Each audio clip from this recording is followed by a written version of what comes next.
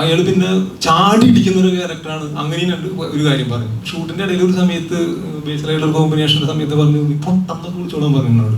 അപ്പൊ അങ്ങനെ കേട്ടപ്പോഴാണ് ഒരു ക്യാരക്ടറിന്റെ ഒരു പൂർണ്ണ രൂപം കിട്ടുന്നത് ചെയ്യാൻ പറ്റണതൊക്കെ. ഞാൻ നോക്കിയിട്ട് ഞാൻ പ്രധാനം സംസാരിക്കാറുണ്ട്. ഒരു പക്ഷേ ബേസിലിന്റെ കൊല്ലൊരു നടന്നായ കാരണം നമുക്ക് അങ്ങനെ പറയാൻ പറ്റിയതും വേറെ ചിലപ്പോൾ സംഭവിക്കുന്നില്ല. ചീത്ത പറയും പോട്ടാന്ന് വിളിക്കണ്ടെന്ന് പറഞ്ഞാൽ പെട്ടുപോയില്ലേ നമ്മള്. വെറുതെ ആവശ്യമാണ് ഹാർട്ട് ബീറ്റ് കൂടിയിട്ട് ഭയങ്കര പ്രശ്നമാണ്. സാറില്ല, ഞാൻ ആദ്യമായിട്ട് നിങ്ങളൊരു പ്രശ്നത്തിരിക്കണതും വർത്താനം പറയണതും ക്ഷമിക്കണം. എൻ്റെ പേര് രാംകുമാർ എന്നാണ്. ഞാൻ ഈ അവനെ നന്നായിരുന്നു പ്രധാനം പറയണത്. അത് ഞങ്ങളുടെ സുഹൃത്തുക്കൾ ഒരുപാട് കാലമായിട്ട് ഒരുമിച്ച് നാടകം ചെയ്യണത്. അപ്പോൾ അപ്പം അങ്ങനെയൊക്കെ പറയാം, നോക്കണ്ട. അപ്പോൾ ഈ സിനിമയിൽ CI എന്ന് പറഞ്ഞ ആ ഒരു ക്യാരക്ടർ ചെയ്തിട്ടുള്ളത് നിങ്ങൾ കണ്ടിട്ടുണ്ടെങ്കിൽ അറിയാൻ എന്താ സംഭവം എന്നുള്ളത്.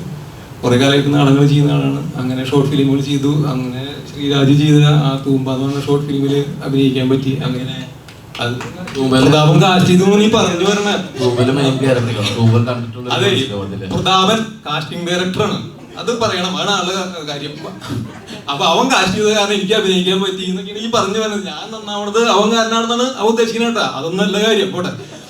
അപ്പോ അങ്ങനെ സംഭവിച്ചു. തൂമ്പ കഴിഞ്ഞു വന്നിട്ട് ആള് ശ്രീരാജ് സിനിമ ചെയ്യാൻ തീരുമാനിച്ച സമയത്ത് ഉണ്ടാവണം എന്ന് പറഞ്ഞു വിളിച്ചു വന്നു. അപ്പൊ ആള് ശ്രീരാജനോട് പറഞ്ഞൊരു കാര്യം, തൂമ്പയിലെ തപ്പൻ എന്ന് പറഞ്ഞ ക്യാരക്ടർ പോലീസുകാരനായി എങ്ങനെയുണ്ടാവും, അത് മതി എനിക്കെന്ന് പറഞ്ഞു. അപ്പൊ അയാൾ പിന്നെ ചാടി ഇടിക്കുന്ന ഒരു ക്യാരക്ടറാണ്. അങ്ങനെയും ഒരു കാര്യം പറഞ്ഞു. ഷൂട്ടിന്റെ ഇടയിൽ ഒരു സമയത്ത് ബേസിലായിട്ടുള്ള കോമ്പിനേഷന്റെ സമയത്ത് പറഞ്ഞു നീ പൊട്ടെന്ന് വിളിച്ചോളാൻ പറഞ്ഞോട്. അപ്പൊ അങ്ങനെ കേട്ടപ്പോഴാണ് ഒരു ക്യാരക്ടറിന്റെ ഒരു പൂർണ്ണ രൂപം കിട്ടുന്നത് ചെയ്യാൻ പറ്റണതൊക്കെ.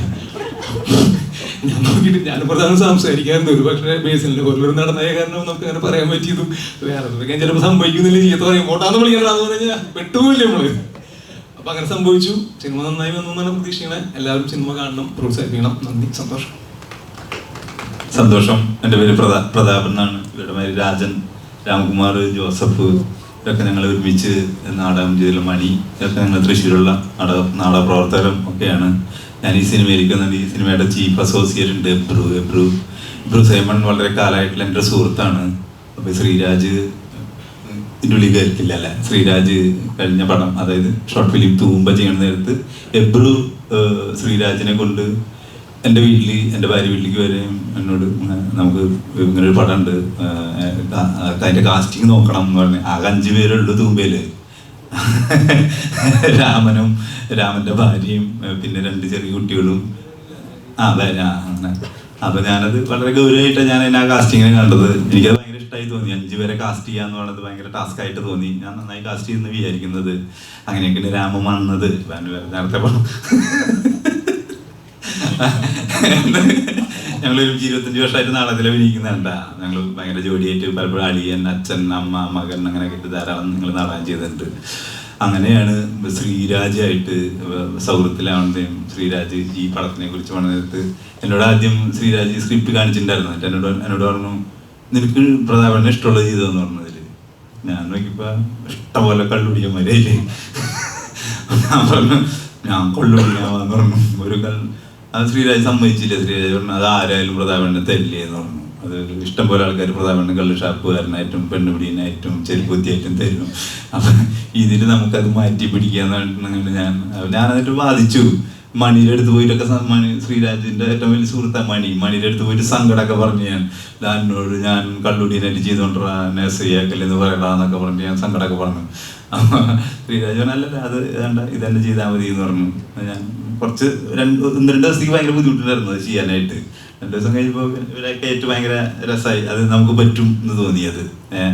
അങ്ങനെ ചെയ്യാൻ പറ്റിയെന്നാണ് വിചാരിക്കുന്നത്. പിന്നെ നേരത്തെ പറഞ്ഞ പോലെ തന്നെ എനിക്കത് ഭയങ്കര സന്തോഷം തോന്നിയത്, നമ്മൾ പലപ്പോഴും സിനിമകളിൽ അഭിനയിക്കുന്ന സമയത്ത് നമ്മൾ അത് എക്സ്പീരിയൻസ് കൊണ്ട് അങ്ങനെ നമുക്കൊരു ഡയലോഗ് ഒരാളോട് പറയുന്നു.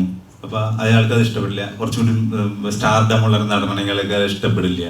അല്ലെങ്കിൽ നമ്മൾ കുറച്ച് കയറി പറയുന്നു, അല്ലെങ്കിൽ അയാൾ ഇടിക്കുന്നു എന്നൊക്കെ പറഞ്ഞ നേരത്ത് പലപ്പോഴും അത് നമുക്ക് അനുവദിച്ച് കിട്ടാറില്ല. പക്ഷെ ഇവിടെ ഏറ്റവും വലിയ സന്തോഷം തോന്നിയെന്ന് വെച്ചാൽ സൗബിൻ്റെയും ബേസിലിൻ്റെ കൂടെ അഭിനയിക്കുന്ന നേരത്തത് അതിൽ ഒരു കുഴപ്പവും ഞങ്ങൾക്ക് ആർക്കും ഉണ്ടായില്ല എന്നുള്ളതാണ് അതിൻ്റെ ഏറ്റവും വലിയ സന്തോഷം എന്ന് ഞങ്ങൾക്ക് തോന്നിയത്. കാരണം ബേസിലിനപ്പോൾ ഞങ്ങൾ ഭയങ്കര കളിയാക്കി, ഞങ്ങളെല്ലാവരും കളിയാക്കൊക്കെ ചെയ്യായിരുന്നു. റോട്ടിൽ അങ്ങനെ.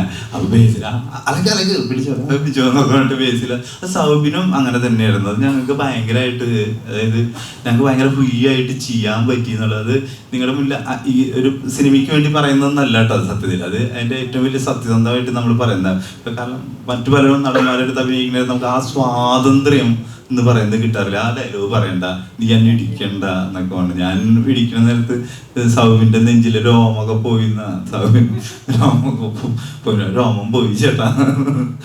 അത് ഭയങ്കര സന്തോഷമായിരുന്നു നമുക്ക്. രോമം പോയതല്ലട്ടാ സന്തോഷം. അത് ആളത് രോമം പോയാലും നെഞ്ചിൽ രോമം പോയാലും കുഴപ്പമില്ല,